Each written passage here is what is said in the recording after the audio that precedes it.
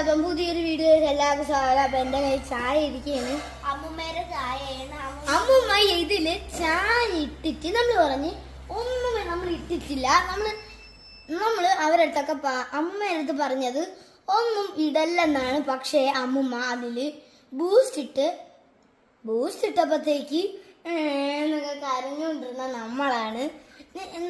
ഞാൻ പറഞ്ഞ എനിക്ക് ചായയിൽ ബൂസ്റ്റ് ഇടണ ചായ തന്നെ എനിക്ക് ഒട്ടും ഇഷ്ടമില്ല. അപ്പൊ ചായയിൽ ബൂസ്റ്റ് ഇടുമ്പോഴത്തേക്ക് എന്തായിരിക്കുമെന്ന് അറിഞ്ഞൂടായിരുന്നു. അപ്പം കുടിച്ചു നോക്കിയപ്പോഴത്തേക്ക് നല്ല ടേസ്റ്റ് ഗൈസ്.